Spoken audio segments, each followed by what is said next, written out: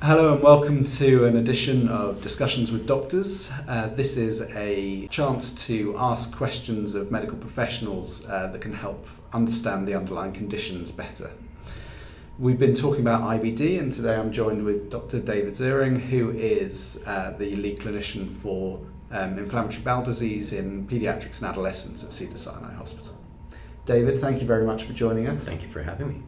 What I'd like to do is just have a chat about a couple of issues that commonly affect patients and things that we frequently see in our own clinical practice. Sure. So we know that all patients are individuals, and we always want to, certainly my ambition is to provide personalised care wherever possible. As a specialist who manages patients with inflammatory bowel disease, how do you consider inflammatory bowel disease as a chronic condition? Is it the same as other chronic conditions, or is there something special about it? On the one hand, it's similar to other chronic diseases in that these are lifelong diseases.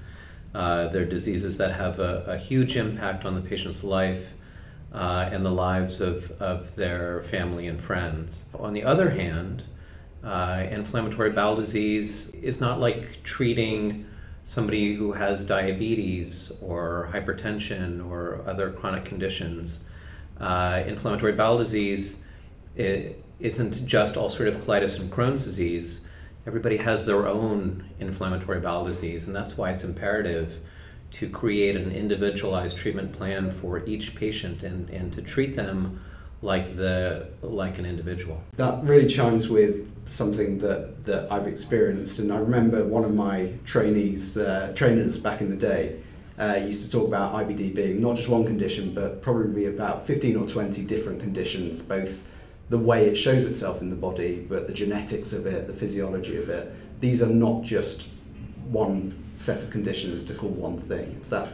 Yeah, and I think that for those patients who are looking for support and they're looking for information when they are going on the internet and they're weeding through the patient forums and they're looking for stories like theirs, they try and generalize a patient's experience to be a lot like their own, when it's important that they remember that their ulcerative colitis or their Crohn's disease is theirs alone, and it's unlikely that there are many people who have similar disease courses. And that's what makes treating inflammatory bowel disease so challenging. Mm.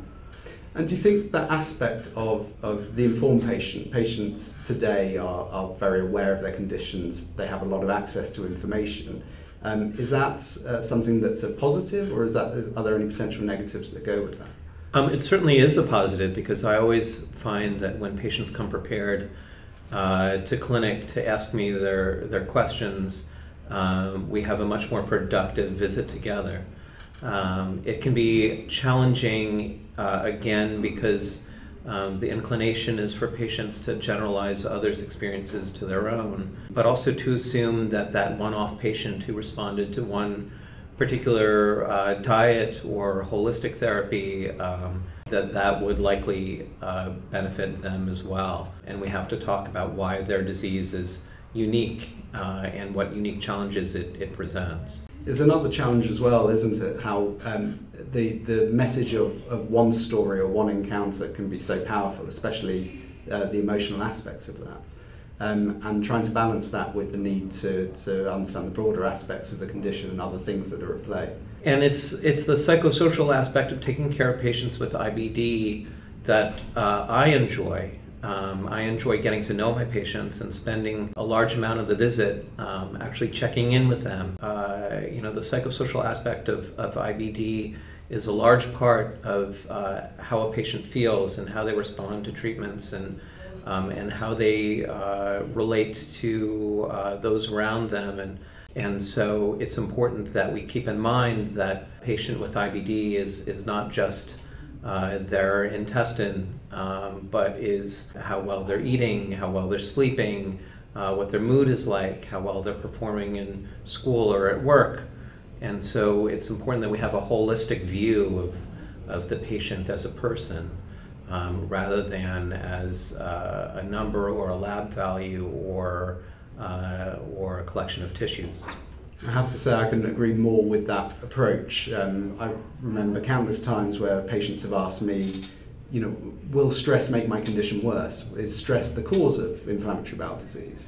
And the way I've come to look at it is it's a bit of both, that there's no doubt that having a chronic condition itself can be a massive contributor to stress and to psychological burden, and that there is reasonable evidence now that the stress itself, if not necessarily making the inflammation worse, can certainly be making the symptoms worse. It's important to remember that up to 40% of our patients with IBD can have coincident anxiety and depression. It's not uncommon that in between periods of increased disease activity, that when patients have quiescent disease, they can still be symptomatic. And oftentimes there's a large component of depression or anxiety that accounts for their symptoms. And unless we are good about identifying these things, we're not able to really take as good of care of our patients as we could. And so that's why we need to get to the root of these issues, to explore what's going on in their lives so that we can take better care of them. Patients often say, I wish my clinician recognised that my condition is worse during times of stress, or that they understood the burden of psychological impact that their condition was having. And as a profession, sometimes we're accused of either not recognising that or not outwardly showing that we recognise that. How do you approach the patient with anxiety components of their symptoms? I talk a lot about mood and how patients have been feeling and how they've been sleeping and whether they feel fatigued. Fatigue seems to be a common complaint in IBD, and we'll address the common contributors to fatigue: nutrition and sleep hygiene and mood. And sometimes we come up short as clinicians in finding what causes things like fatigue. That's just one of the limitations of medicine, in that we don't have answers for everything. But we certainly try and empathize with our patients to understand what they're going through so that at least they feel as if they're supported. Whose responsibility is it to provide that support? Is that purely something that's the clinician's responsibility with the patient, or are there other members of the multidisciplinary team that matter as well here? When patients are enrolled in an IBD center, they also have the support of our nutritionist and our social worker and our nurse practitioner. Inflammatory bowel disease involves the whole family and the community. And so it's important that we're talking not only to the patient, but to his or her parents or siblings or significant other, so that we can involve them in their care. Because while I'm one physician taking care of several hundred patients with IBD, there aren't enough hours in the day for me to support all of my patients at all times. And that's why recruiting those close contacts of the patient is important. Having advocates and supporters on both sides, and from the healthcare team, making it a real team effort. For sure. You see a lot of patients who've been seen elsewhere in other hospitals. They may or may not have a diagnosis already, and they're often coming to you because things haven't improved or got better, or are seeking another opinion.